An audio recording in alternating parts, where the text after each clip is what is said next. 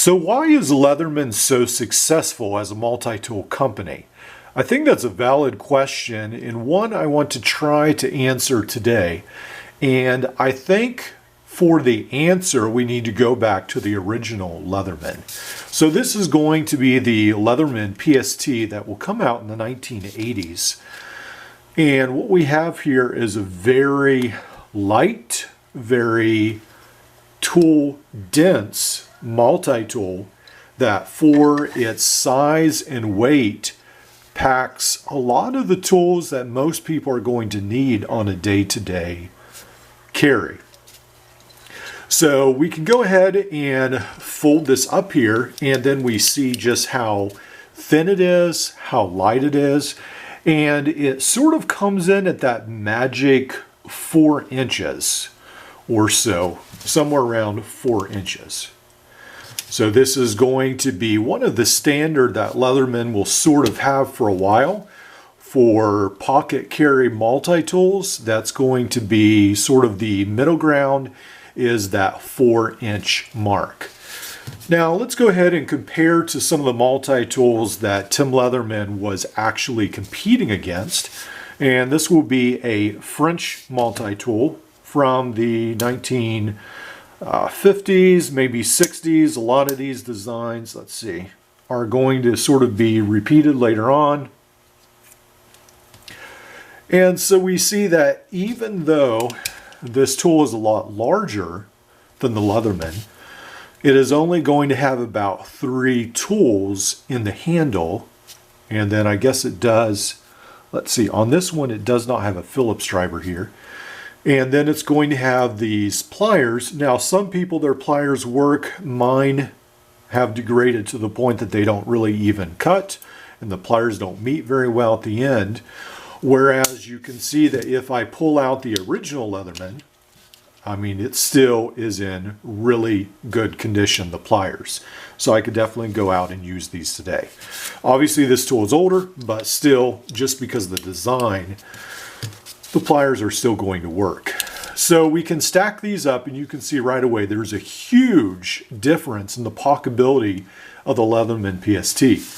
So one of the other multi-tools that's going to come out is going to be, there's going to be a bunch of, this one's made in Japan, a bunch of these sort of like catalog tools. And so this is going to be the tool, the Zoo line rather. And this one again is only going to have a couple of functions. So this has, you know, this file and the screwdriver, and then this bottle opener and the blade. So let's go ahead and compare that to the PST. And the PST is still smaller than a multi-tool with only 2 blades in it, and this packs way more tools. So one of the secrets that Leatherman uses early on is to have a minimum footprint and a maximum tool implement. So the maximum toolkit. So minimum footprint and a maximum toolkit is what they seem to go with early on. So we'll go ahead and then we go on to the Mini. And this is so neat. This is going to be the next Leatherman that comes out. And again, we sort of have that same philosophy. Now this one is not going to have as many tools, but it's going to be a lot smaller as well. So it's going to have that minimum footprint, and then it's still going to include the knife. It's going to include the file, the screwdriver. It's going to have a can opener, a bottle opener. So compared to some of the tools that it was in competition against, let's say this Zoo line, for instance, fold this up, and it's got just as many tools as this one at about half the size. So again, we've got that maximum tool set, minimum footprint. And that seems to be what carries through for many, many years as one of the primary, I guess you could say, design features of Leatherman. Now, SOG tries to enter the multi-tool market, and you can see that these have some similar design cues, definitely. And so SOG comes out with this tool, which is the tool clip.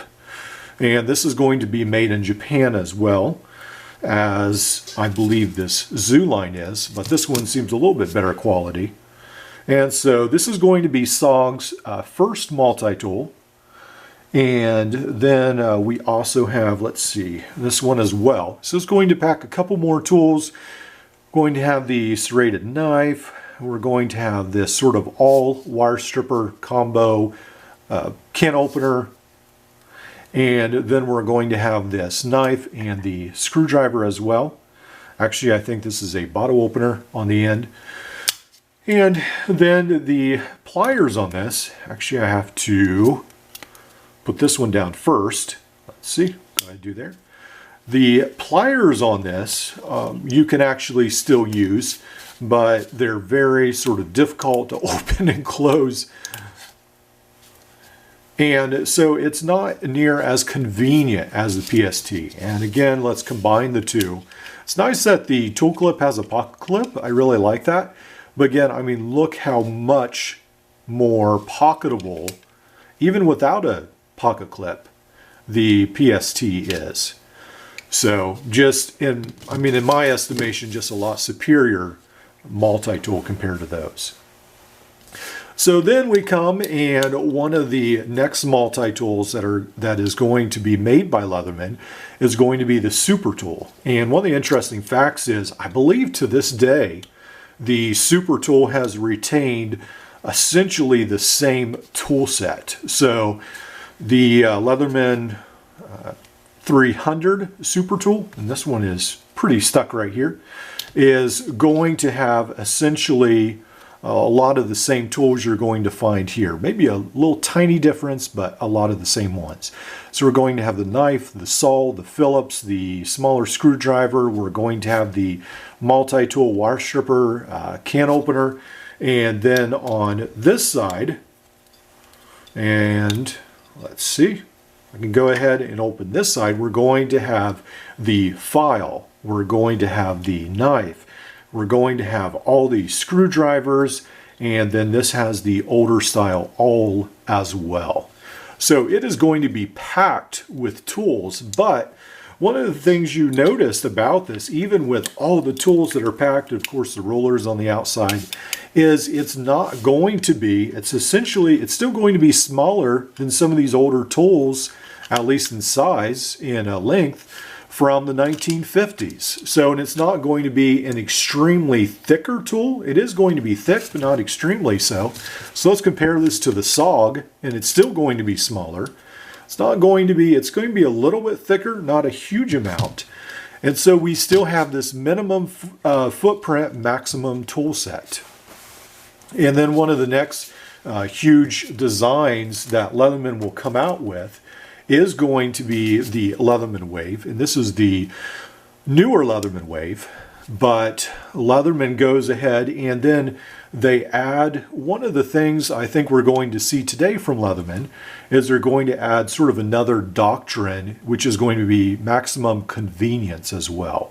So not only are they going to keep this minimum footprint, they're going to keep this at 4 inches, and it's not going to be extremely thick or heavy, but they're also going to have that added doctrine, I guess you could say, of maximum convenience. So we're going to have tools that open. We're going to have replaceable wire cutters. We're going to have things like the bit holder, and mine is missing. I've got to track that down. But we're going to have all those things, scissors and so forth, all those unique tools that have made the Leatherman Wave such a success. Because not only does it have a huge tool set, but it's going to be convenient that right out of the pocket, you're going to be able to access all these tools right away. And that has carried over to the Free series, where Leatherman is trying to make it more and more convenient as well.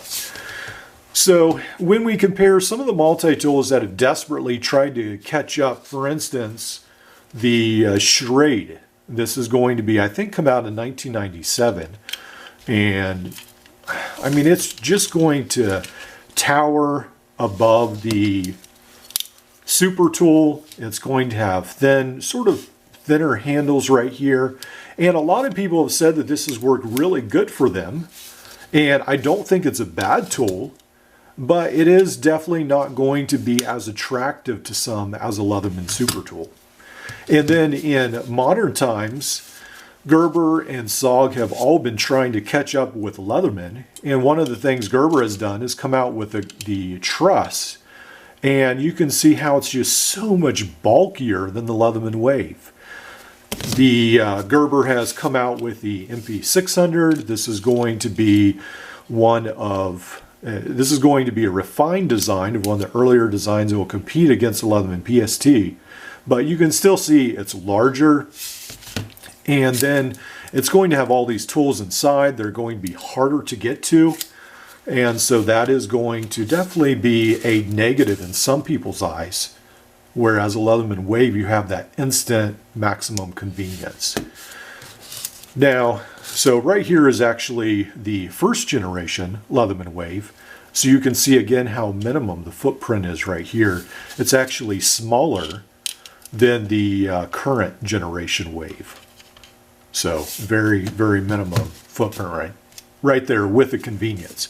Now SOG with the Power Access Deluxe is going to try to catch up to the Wave. It's going to have all these outside opening tools, which is nice, but then you've got things like the knife, and when you are going to compare the Leatherman Wave to SOG, it's things like this where tool makers, I think, don't take enough time to think about it. And unfortunately, the knife, I feel like, is one of the big failing points in some of SOG's multi-tools because it seems like they're a little bit small and they don't stay as sharp as some of the Leatherman tools.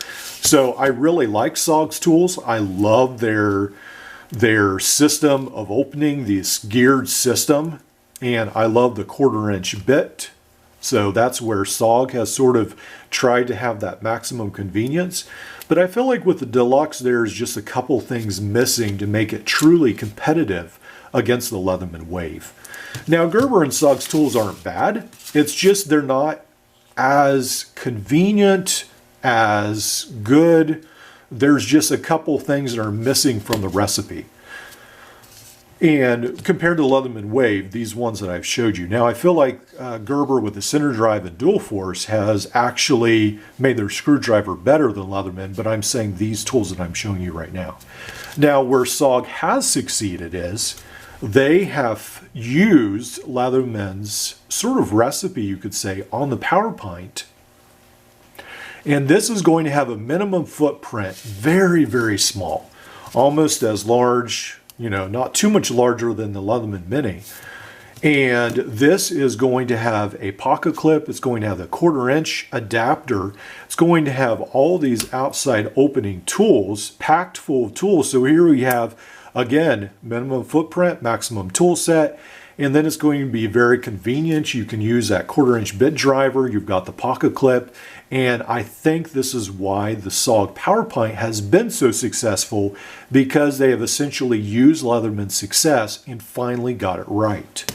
Now, for an overseas brand, Roxxon with the M2, this just recently came out. Again, Roxxon is going for that minimum footprint, and then they're going to add these huge scissors in such a tiny package. And so they're going to have that tool set that you're not going to find on a lot of other multi-tools in this size. They're going to have all these tools in here as well with a pocket clip. And so again, Roxxon has sort of used that recipe, and I think it's been very successful.